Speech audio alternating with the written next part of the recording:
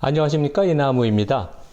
3일 전에 요즘 전 세계에서 가장 화제가 되는 실리콘밸리의 가장 핫한 스타트업 AI 인공지능을 가장 리딩하는 오픈 AI의 CEO였던 샘 알트만이 전격 해고당했죠. 그래서 실리콘밸리판 미드라고 제가 한 3일 전에 영상을 올렸는데, 이제 해고된 배경을 살펴보고자. 그런데 거짓말같이 4일 만에 샘 알트만이 해고된 오픈 AI로 되돌아가서 자기 CEO 자리를 되찾고, 그 다음에 이제 이사회와의 갈등 관계가 있었는데 대부분의 이사회 멤버가 떠나고 새로운 이사회가 구성이 되면서, 야구로 치면 9회 말 경기에 한 7회 말, 지금 8회 초쯤 온 것 같은데, 두 가지 시사점이 있는 것 같습니다. 첫 번째는 저도 Bard나 오픈 AI를 활용하고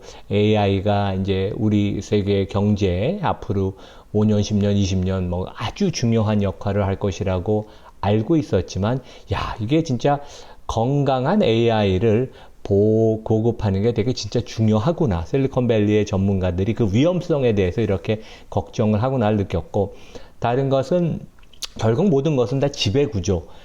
구성원, 이사회, CEO와 임직원이 회사와 모든 주주를 위해서 일해야 되는데, 이제 얼라이먼트가 이번에 상당히 문제가 됐다. 근데 지금 이사회 멤버들이 구성이 되는데, 어마어마한 거물들, 그러니까 조금 이제 젊은 사람들이, 30대 사람들이 실수를 해서 이번 사고가 터졌는데, 어덜트 슈퍼비전이라고 그러죠. 젊은 사람들이 회사를 운영할 때 좀 노련한 어른들, 경험이 많은 분들이 들어와서, 이번에는 이제 이사회 아주 거물들, 레리 서머스 전 하버드 총장, 전 재무장관을 했던 사람, 브렛 테일러라고 실제 트위터의 이사회 의장으로서 머스크랑 내고를 해서 $430억 현금을 받아낸 엄청난, 그러니까 노련한 협상가, 경영인, 이런 사람들이 들어와 있어요. 그리고 마지막으로 재밌는 건 샘 알트만도 유대인이고, 이번에 이사회로 들어오는 모든 사람들이 다 유대인입니다. 결국 실리콘밸리, VC, 이 월가의 해치펀드들은 유대인들이 지배한다는 것을 우리가 다시 알 수 있고, 마지막으로는 결국 오픈 AI가 어떤 식으로 지배구조가 바뀔까, 구조조정을 하고 나서 어떠한 모습으로 바뀔까, 저는 약간 알파벳의 지금 지주회사 같은 모습으로 바뀌지 않을까, 이제 그런 생각을 해봅니다. 이번 문제의 발단은 결국 얼라이먼트예요. 여러분들 이제 차 모시는 분들은 가끔 가다가 자동차가 좀 잘 안 나갈 때 정비소를 가면 wheel alignment가 잘못돼 있다. 그러니까 이제 바퀴들이 제대로 이게 이제 어긋나서 그것을 똑바로 하고 균형을 잡아줘야지 차가 균형 있게 잘 나가거든요. 그래서 이제 alignment, 모든 4개의 바퀴가 앞으로 가는 방향으로 일치되게 균형 있게 잘 나가는 게 중요한데, 실제 여기 다음 페이지 그림에서 보다시피 얼라이먼트가 되면 모든 이해관계자, 경영진, 이사회, 임직원, 주주들이 다 같은 일사불란하게 하나의 목표를 통해서 나가는데, 이번에 우리 오픈 AI는 여기 out of alignment, alignment가 잘못된 것처럼 회사의 방향이 틀어졌어요. 왜냐하면 아주 상단에는 비영리인 그러한 지배구조를 갖고 있었고, 하단에는 마이크로소프트뿐만 아니라 해치펀드들이 들어와서 이 사람들은 투자 수익을 얻고자, 경제적인 이익을 얻고자 하는데 이해관계의 상충이 맞지가 않았죠. 그래서 이렇게 틀어지면 이것을 바로 잡아주는 작업을 해야 되고, 그것이 거버넌스인데, 이번 사태가 이제 그것을 보여줬고, 실제 이번에 샘 알트만을 지난 금요일날 해고했던 4명의 이사, 그 중에 3명은 사회이사. 여기 그림을 보시면 여성 2분하고 가운데 일리아 스쿠야바. 이게 가장 천재 과학자 같은 사람인데, 이 사람이 주동이 돼서 샘 알트만을 해고를 시켰는데, 저는 이 사람들에 대한 비난이 되게 많아요.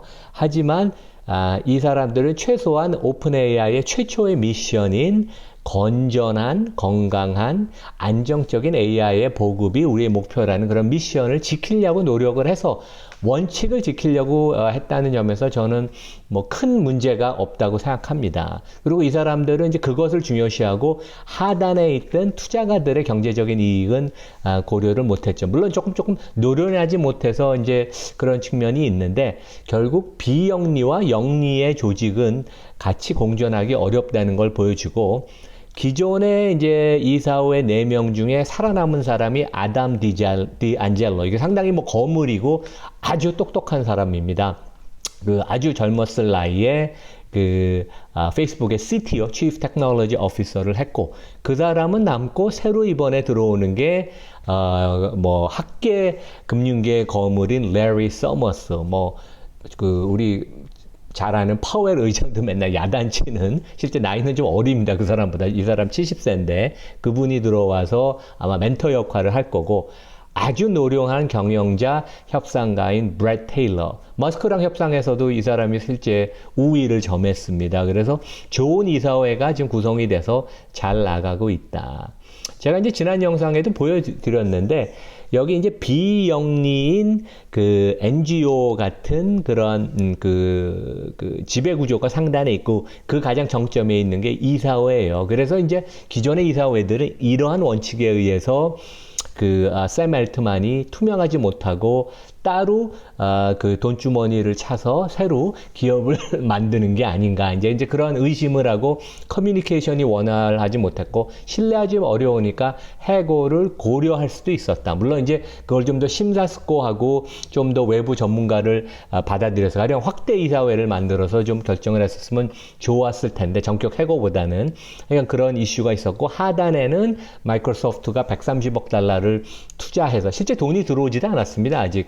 그러니까 그 클라우드 캐파를 제공하고 경제적인 이익을 주는 그런 조건을 내걸어서 49% 지분을 차지했고 실리콘밸리에 거물들이 들어왔고 스트라이프 캐피털이라는 도널드 트럼프 전 대통령의 사돈가에서 운영하는 그 월가의 헤지펀드들이 들어와서 여기는 당연히 영리를 추구를 하죠. 하지만 여기 들어온 투자가는 마이크로소프트 포함해서 현재 그 이사회의 진입을 사회이사로 전혀 없고 의결권도 없고 그 다음에 이제 이익이 나도 투자 원금의 100배까지만 그 이익을 내고 그 이상의 이익은 다시 회사 NGO로 귀속이 되는 약간 독특한 구조예요. 이게 이제 아마 샘 엘트만하고 일론 머스크가 처음에 공동 창업을 할 때 돈이 그만큼 많이 필요한지 몰랐을 거예요. 그래서 좋은 뜻으로 미션을 갖고 인류를 위한 AI를 만든다고 했다가 엄청난 컴퓨팅 파워가 필요하니까 외부 자금이 필요해서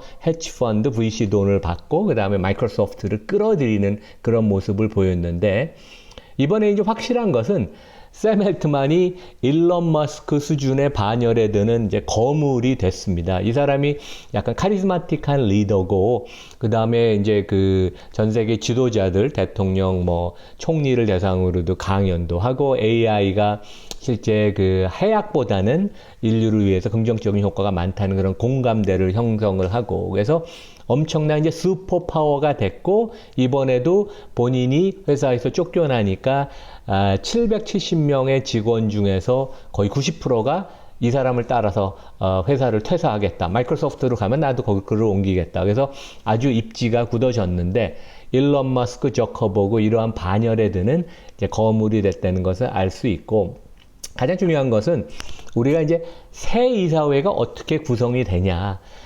과연 오픈 AI가 잘 앞으로 나갈 수 있느냐. 그래서 상당히 그런 청신호입니다. 그래서 이사회 의장으로는 브렛 테일러.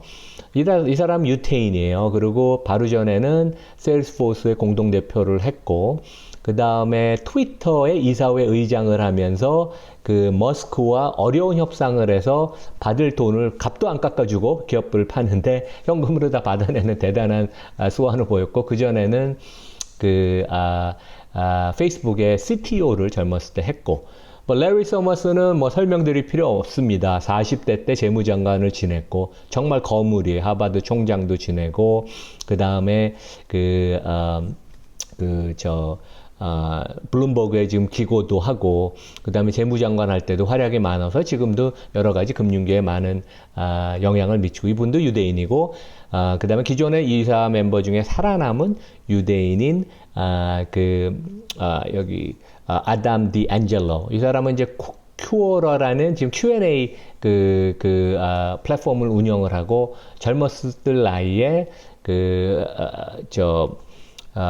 페이스북의 CTO를 영입을 했습니다. 그래서 지금 이제 3명의 이사가 확봉이 됐는데 앞으로 한 대여섯 명이 더 들어온다는데 아마 마이크로소프트가 직접 안 들어오면 자기네가 후원하는 인물이 아마 들어올 것 같고, 나머지 VC, 실리콘밸리 벤처 캐피털이나 월가 헤지펀드들이 미는 인물들이 들어올 텐데 아마 나머지 인물들도 유대인이 많이 구성이 될 거다. 그러면 이미 샘 엘트만도 유대인이고 지금 이사회에 들어와 있는 새 멤버 3명도 유대인이어서 이 4명의 공통점은 100% 유대인, 그 다음에 이 중에 반은 스탠포드대 출신, 물론 샘 엘트만은 1년만 다니고 중퇴를 했습니다.